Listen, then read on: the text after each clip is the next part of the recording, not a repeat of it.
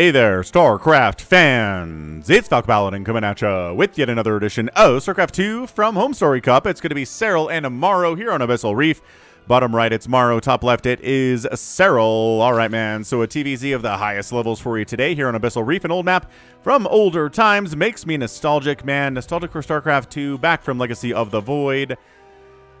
Just like the Megalopolis map. Wait, Metalopolis map from Wings of Liberty, dude.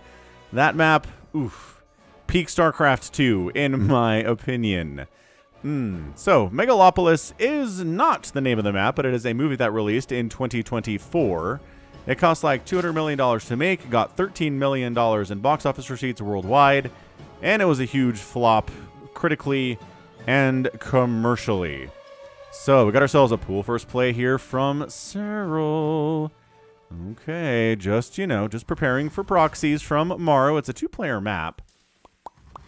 Which, I don't know, maybe you don't find the proxies and then go into hatch here at about 17 supply. So it looks like around a 16 or 17 pool, a 17 hatch here from Maruuuuu.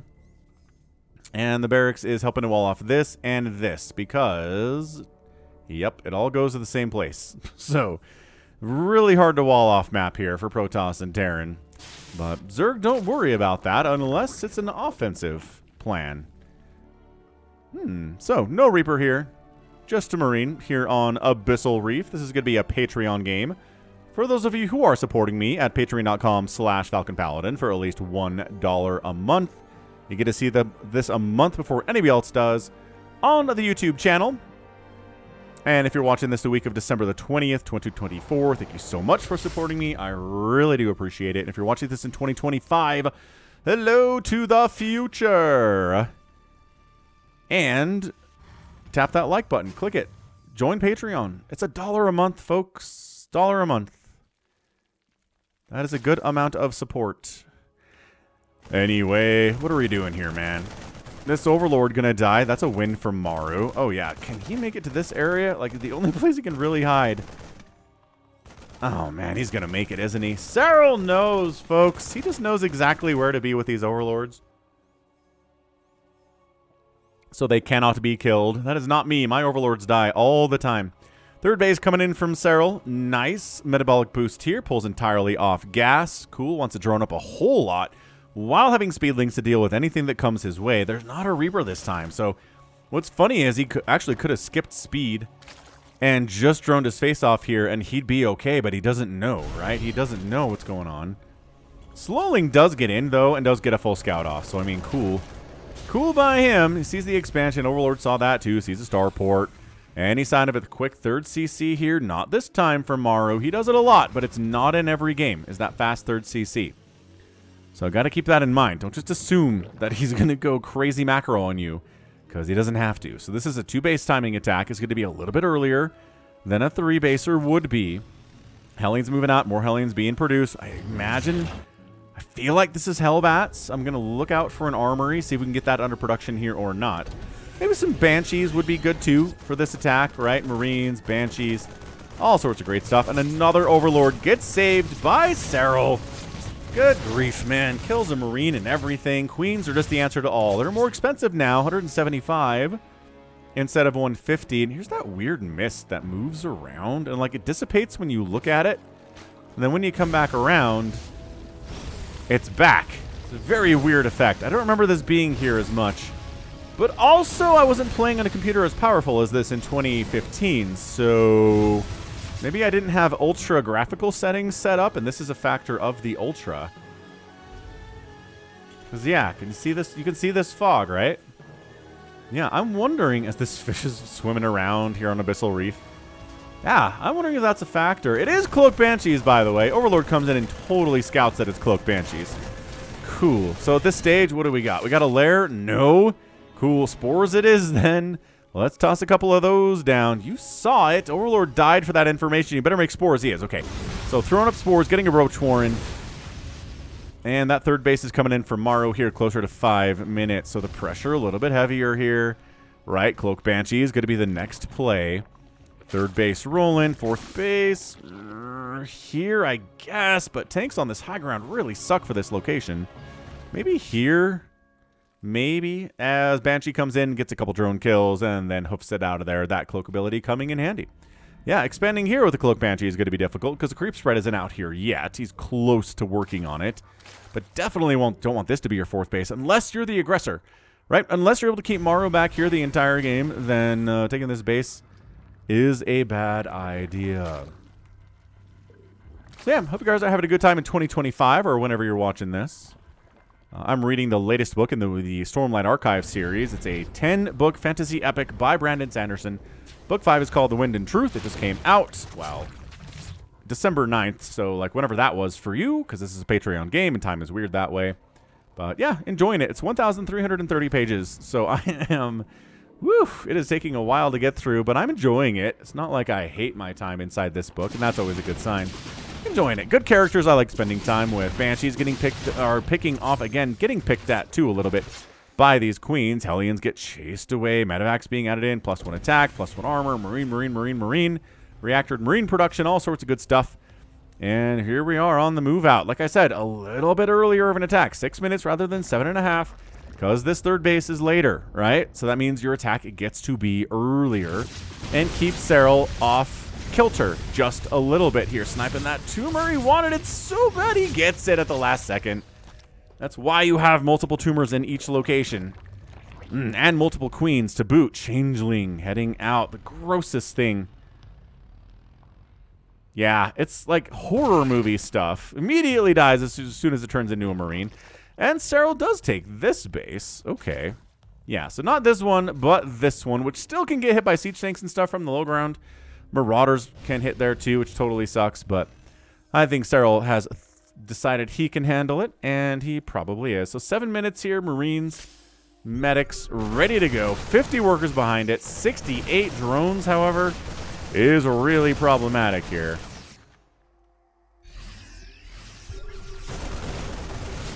And standing and fighting, picking up, boosting out. Too many roaches. They almost have their +1 carapace armor, but they don't have it quite yet. Hydralisk Den coming in. Hydra is a very key component of this matchup for a while now. For a long time, they weren't very good, right? They weren't used at all in Wings of Liberty. Honestly, they weren't used. They didn't exist in Wings of Liberty. They were introduced in Heart of the Swarm.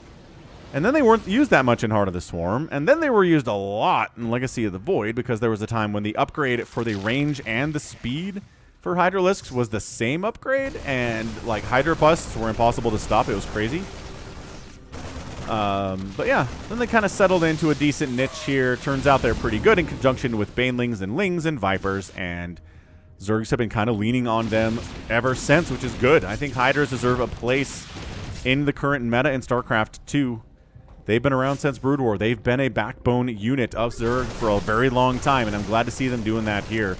Attacking up the left side, Maruuuuu. Once again, Serraaal's in position to deal with it. That's a boost up and a head on. Maybe a boost into the main base.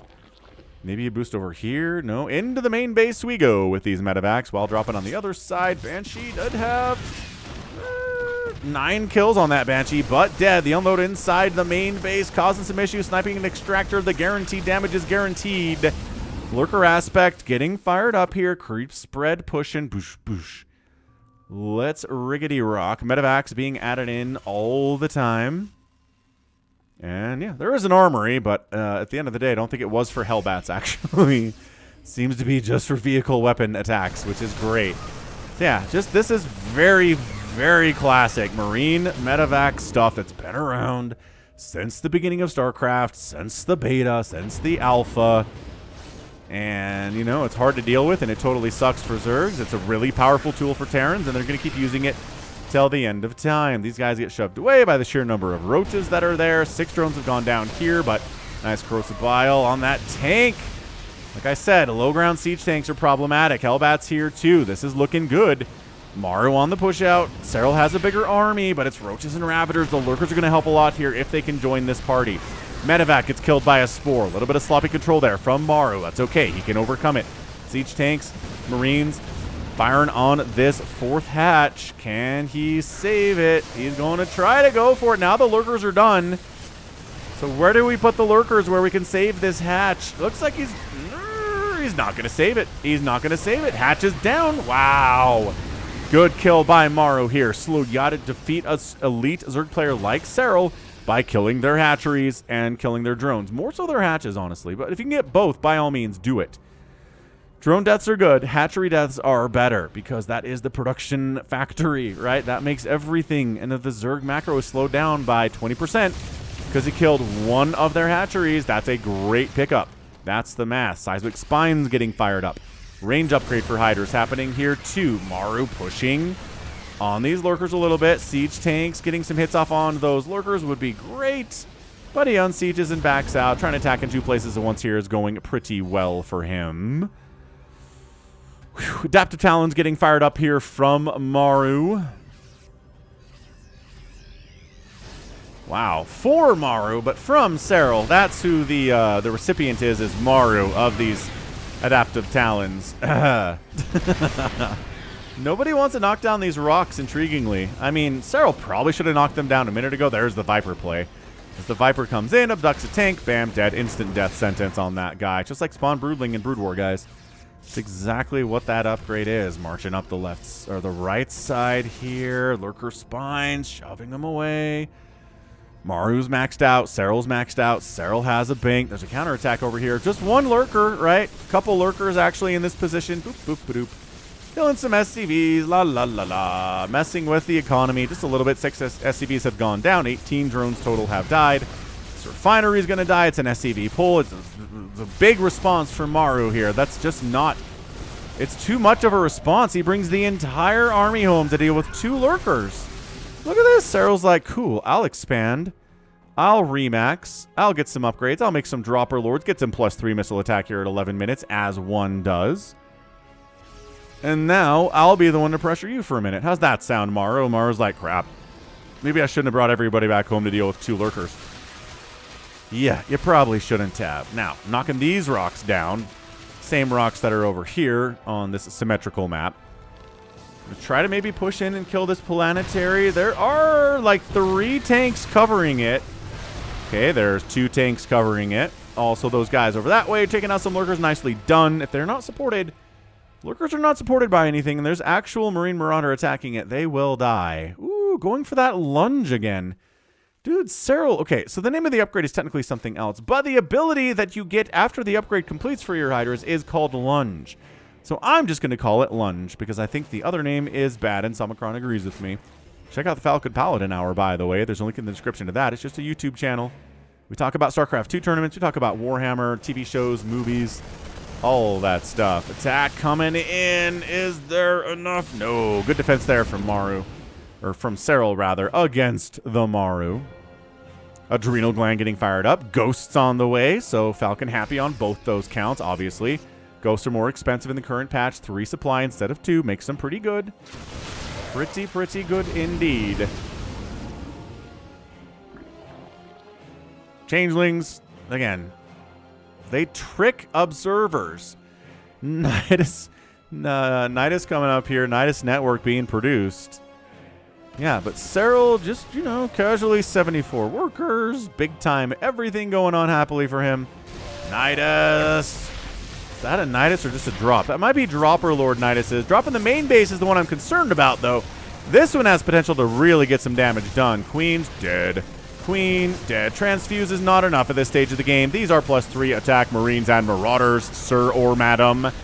Not happening. Dude, getting centrifugal hooks would be nice, but he's like, can't get it. Got to kill 4 of these drones. Pick up and get out of. The response is good. Doesn't overextend.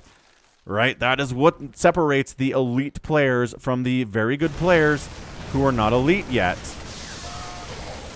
Is they don't overextend. Like, that's 90% of it. I want to say there are plenty of dudes that are elite players who know all the tricks of the trade.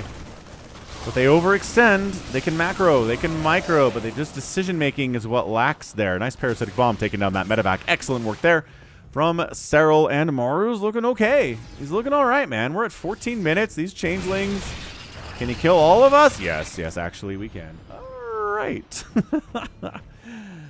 So Hydra, a lurker happening here. I do not know what just killed a couple more drones, or was that just part of this whole shenaniganry? Kind of was.